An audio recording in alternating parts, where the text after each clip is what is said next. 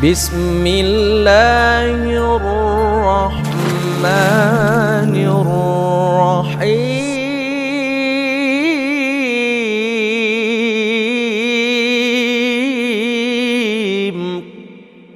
Assalamualaikum warahmatullahi wabarakatuh. Alhamdulillah wassalatu wassalamu ala rasulillah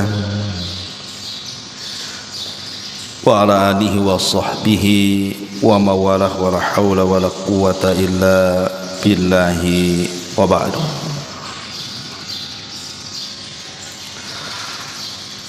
Alhamdulillah, segala puja dan puji hanya milik Allah subhanahu wa ta'ala. Salawat dan juga salam kita hadiahkan kepada Rasul kita Nabi besar Muhammad sallallahu alaihi wa ala alihi wasallam. Ma'asyiral muslimin, jamaah salat subuh yang dimuliakan Allah subhanahu wa ta'ala. Pembahasan di pagi hari ini kita akan membahas tentang 3 amalan seorang anak yang bisa mengangkat derajat orang tuanya di surga. Ma'asyiral muslimin yang dimuliakan Allah subhanahu wa ta'ala, kita tahu bahwa sebuah kenikmatan apabila Allah subhanahu wa ta'ala takdirkan orang tua kita ini dimasukkan Allah ke dalam surga.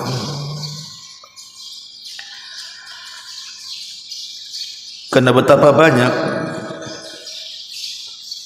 seorang anak bersedih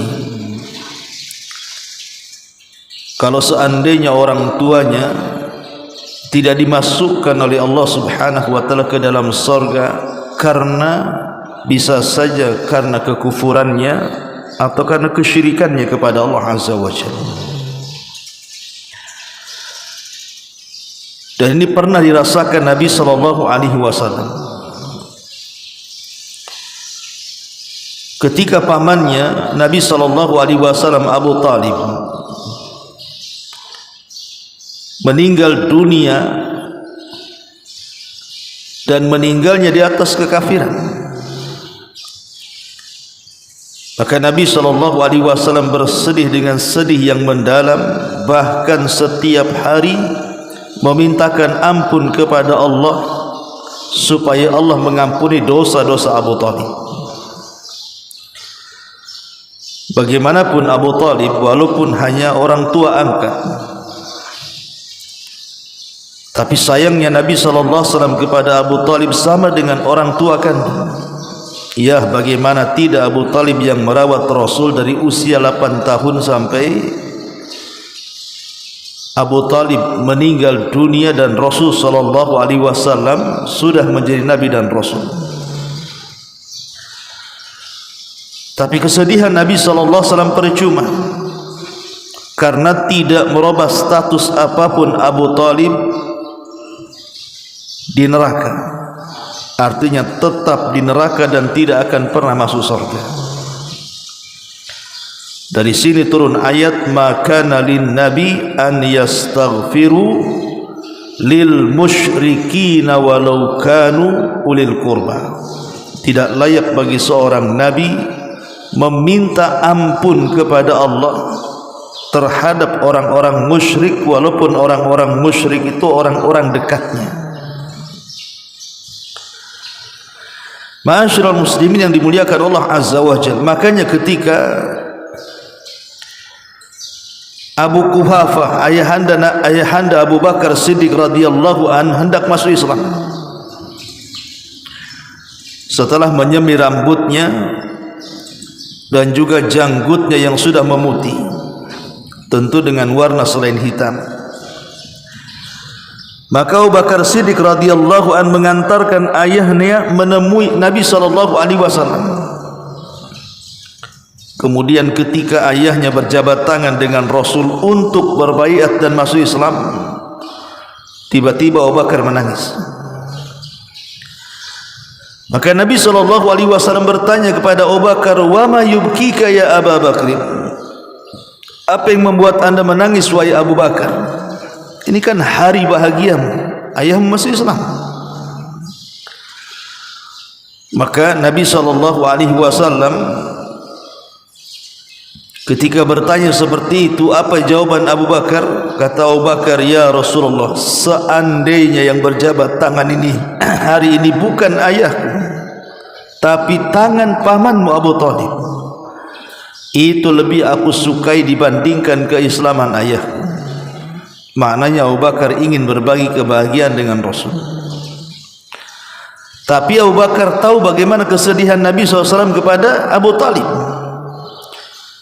Makanya dia mengatakan, "Kalaulah yang berbaiat hari ini tangan pamanmu bukan tangan bapakku, itu lebih baik." Karena ingin menyenangkan hati Nabi SAW. Intinya bahwa seorang anak terkadang merasa sedih apabila orang tuanya mati di atas kekafiran. Tapi kalau seandainya Allah Subhanahu wa taala takdirkan orang tua kita ini mereka tidak kafir, tidak musyrik, alhamdulillah. Kita hanya melihat zahir mereka. Mereka seorang muslim, maka selama orang tua kita seorang muslim dipastikan dia masuk surga. Imma masuk surga secara direct ataupun masuk surga setelah ada azab Allah Subhanahu wa taala untuk membersihkan dosa-dosanya. Tapi selama dia muslim, maka dia masuk surga. Dan itu berdasarkan sabda Nabi SAW, "Kullu ummati yadkhulunal jannah." Semua umatku, kata Rasul, dipastikan masuk surga. Ma'asyiral muslimin yang dimuliakan Allah Azza wa Jalla, lah di dalam surga sendiri bertingkat-tingkat. Syekhul Islam Ibn Taimiyah rahimahullahu ta'ala ketika memberikan istinbat hukum kepada hadis Nabi SAW, ketika Nabi SAW mengatakan, "Iqra warattil, Iqra wartaq warattil kama kunta turattil fid dunya fa inna manzilataka inda akhiri ayatin taqra'uha." Baca kemudian naiklah, maksudnya Al-Quran. Bacalah Al-Quran dan naiklah.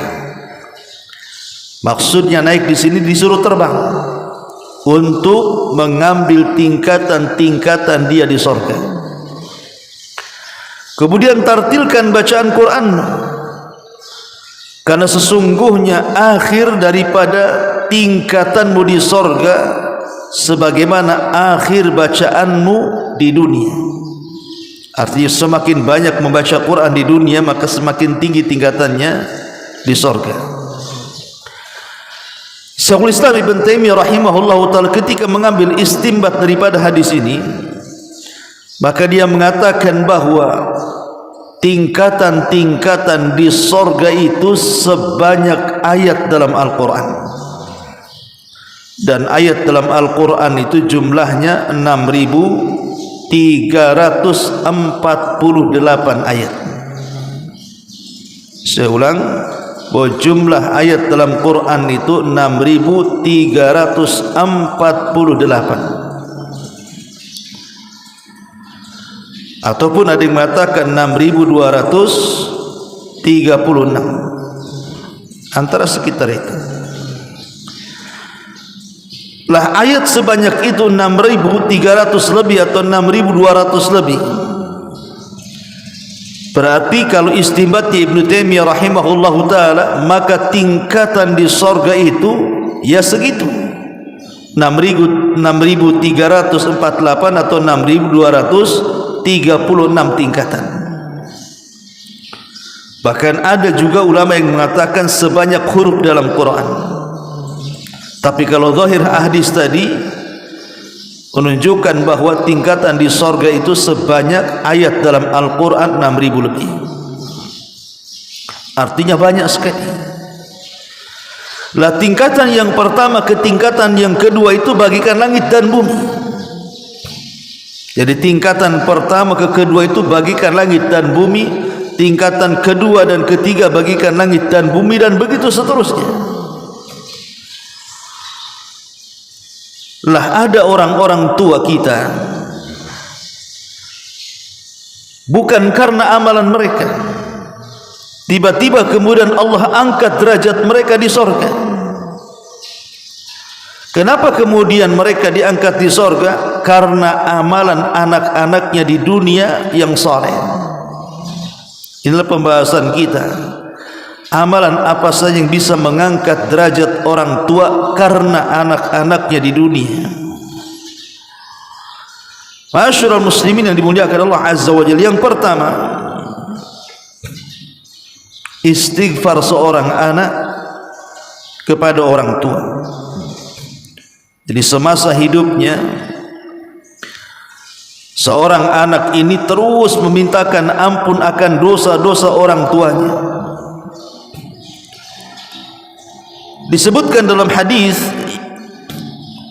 yang dikeluarkan oleh Imam Ibnu Majah, dan hadis ini disahihkan oleh Syekh Albani rahimahullahu taala, dari hadis Abi Hurairah radhiyallahu anhu, Nabi SAW mengatakan, innar rajula la turfa'u darajatuhu fil jannah. Sesungguhnya ada seseorang yang diangkat derajatnya di sorga. Fayaqul, dia mengatakan, anna hadha, ya Rabb, aku tidak pernah banyak beramal di dunia, kenapa kau angkat derajatku di sorga? Fayuqalu, maka dikatakan kepadanya, bistighfari waladaki lak, itu karena istighfar anak-anakmu kepadamu. Dari sini kata para ulama, bagaimana rahmat Allah Subhanahu wa taala dan keutamaannya, di mana Allah jadikan sebab terangkatnya derajat orang tua itu disebabkan banyaknya anaknya ketika di dunia beristighfar untuk orang tua yang sudah meninggal. Maka ini sebagai pelajaran bagi kita, kalau seandainya orang tua kita sudah meninggal dan kita pastikan mereka meninggal di atas Islam,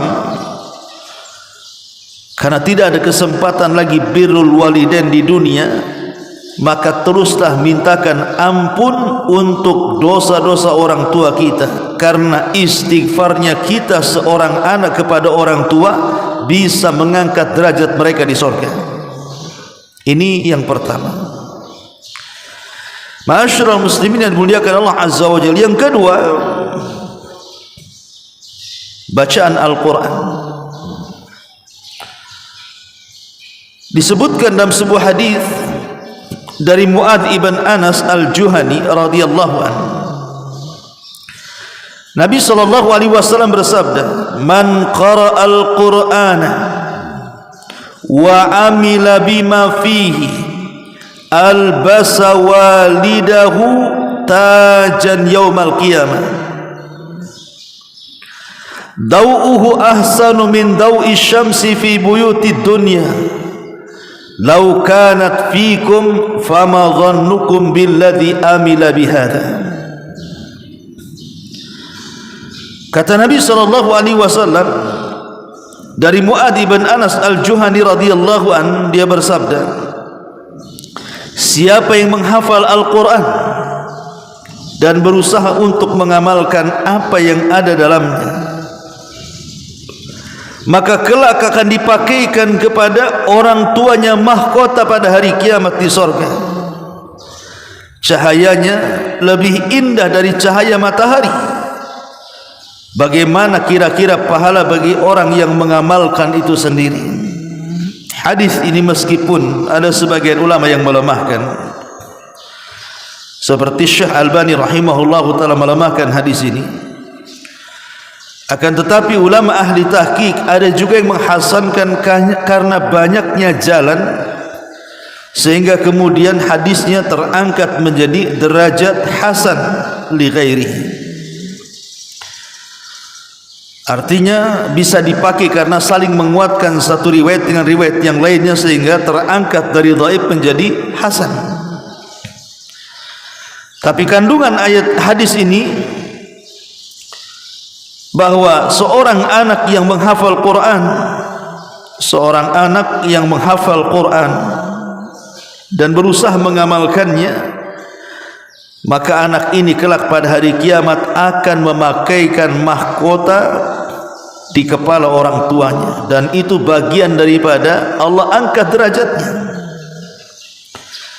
Makanya kalau seandainya kita diberikan anugerah oleh Allah Azza wa Jalla anak-anak yang banyak, minimalnya walaupun tidak semuanya, satu saja cetak mereka menjadi ahli Quran.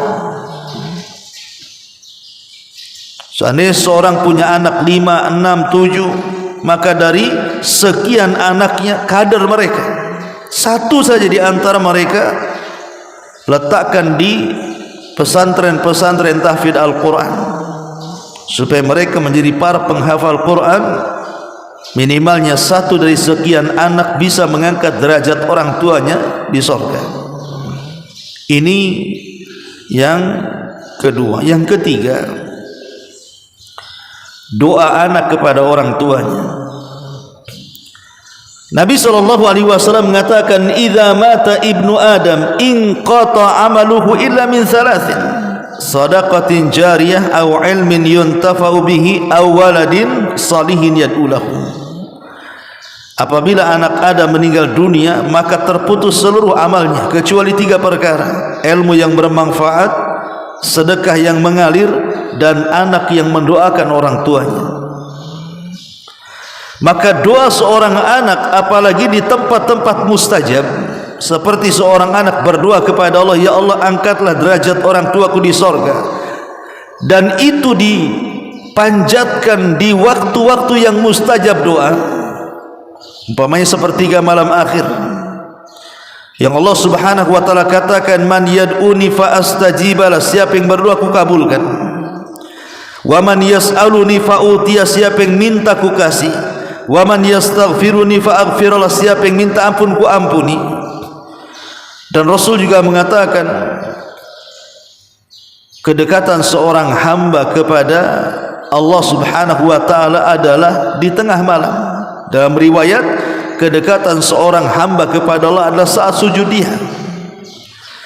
Kalau seorang hamba itu saat di sepertiga malam, kemudian dia sholat tahajud, kemudian dia sujud, saat sujud itulah dia berdoa kepada Allah Azza wa Jalla, "Ya Allah, angkatlah derajat orang tua kita kelak di sorga," maka itu salah satu amalan juga yang bisa mengangkat derajat orang tua kita di sorga.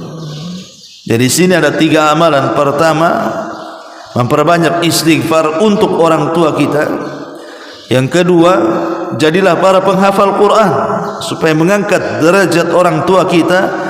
Dan yang ketiga, berdoalah khususnya di waktu-waktu yang mustajab sepertiga malam, maka itu menjadikan sebab di mana terangkatnya derajat orang tua kita di surga. Ma'asyiral muslimin yang dimuliakan Allah Azza wa Jalla, itu karena amalan orang lain. Seorang anak mengamalkan sesuatu, kemudian orang tuanya terangkat derajatnya. Tapi di sana ada amalan-amalan yang kita lakukan sendiri, yang itu bisa mengangkat derajat kita di surga. Seperti umpamanya salat. Salat itu adalah amalan yang menjadikan Allah angkat derajat kita di surga. Kemudian yang kedua, melangkahkan kaki ke masjid. Kemudian yang ketiga, husnul khuluq, berusaha untuk baik akhlak. Kemudian yang keempat, ifsa'us salam, menyebarkan salam. Kemudian yang kelima, as-salatu ala nabi, salawat kepada Nabi sallallahu alaihi wasallam. Kemudian yang keenam, ta'widul lisan al-kalamut thayyib, membiasakan lisan ini untuk mengucapkan kalimat santun. Kemudian yang ketujuh, qiyamul lail. Kemudian yang kedelapan, al-ishtighalu bi dzikrillah, berusaha untuk menyibukkan dengan zikir kepada Allah Subhanahu wa taala, dan banyak lagi amalan-amalan yang menyebabkan terangkatnya derajat kita di surga. Inilah di antara 3 amalan yang Nabi SAW arahkan kepada anak-anak saleh supaya menjadikan sebab terangkatnya derajat orang tuanya di surga. Wallahu a'lam bishawab. Mudah-mudahan ada manfaatnya. Subhanakallah bihamdika asyhadu an la ilaha illa anta astaghfiruka wa atubu ilaik. Allahu taala alam. Assalamualaikum warahmatullahi wabarakatuh.